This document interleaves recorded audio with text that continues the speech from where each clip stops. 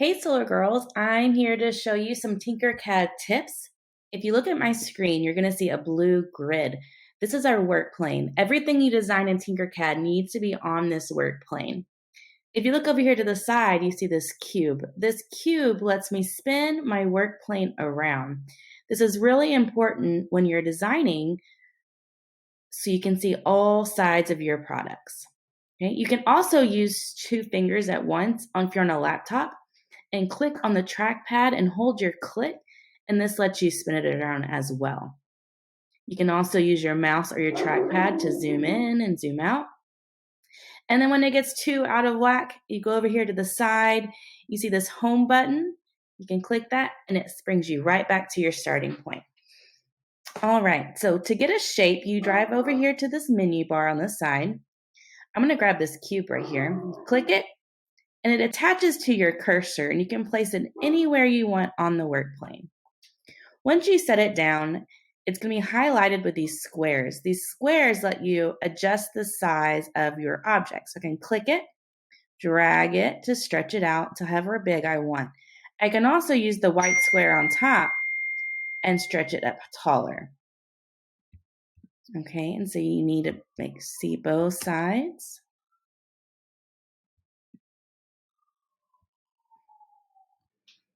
All right, now I'm going to show you how to lift objects. There are two ways you can do this.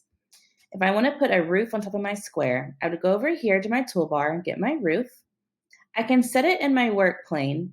And if you look on top of my roof, there's this black cone. When my cursor goes over this cone, it turns red, and that lets me know I can click on it. So I can click that cone, and it lets me lift my roof up off the work plane. And then I would slide it around to find the right spot. You're going to adjust your screen view, stretch it to be the right length. Here we go.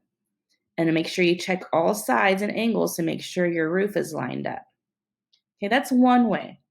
The second way you can do this is using a work plane. So I'm going to go over to my toolbar on the right and click at the very top, work plane tool. I'm going to select it. Once I select it, there's a blue square attached to my cursor.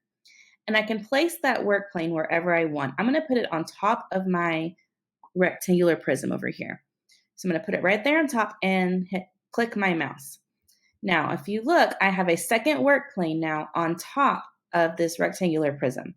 So whatever I get from the side, whatever shape I select now is going to go on top of this yellow work plane. So I'm going to go select my roof, stick it right there on the rectangular prism, and then I can stretch it out.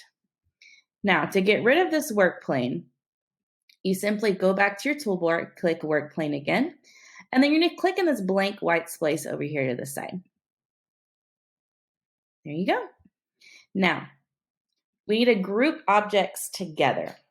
So there's two ways to do this as well.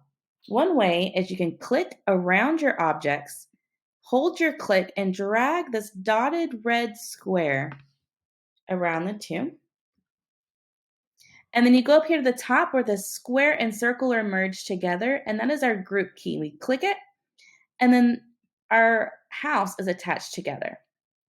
Now let me show you the other way to do this. This way I'd rather you do because it's a little more precise, especially when you get a few more objects in your builds. So I'm going to hold down the shift key. This is on my keyboard. I'm going to hold it down, then I'm going to click select both objects that I want to group together. So I'm going to click the bottom of my house, and I'm going to click the roof of my house. Then I'm going to go back up there again and hit group. And now we've got them grouped together. Okay, now I'm going to show you how to cut a hole. Your house needs doors and windows, right? So what we're going to do is we're going to go to our toolbar and get a shape. I'm going to use the red cube for my door. I'm going to change its color so I can see what I'm working with a little better. Resize it to the shape of the door that you would like. Now, I want my door to stretch all the way through my house. So I'm going to pull it all the way through until I see it on both sides. Then I'm going to go to this toolbar, select the whole circle. It's gray with those stripes through it. And it turns your door into this transparent see-through shape.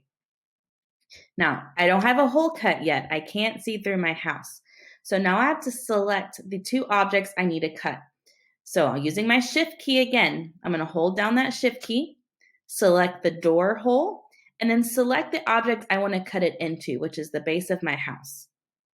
Once I have both of those selected, this group symbol lights up again. I can select it, and now I have my door cut through. You can also use the drawing the square around the two things to group them as well. So let me show you that one more time. Let's put a window up here in the roof. So I'm going to lift my shape up. Make sure I stretch it to the other side of the house.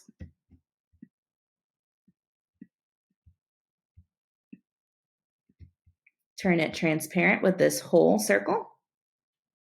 Hold down Shift and select both shapes that I want to use to group. There we go. Bye. Thanks for watching.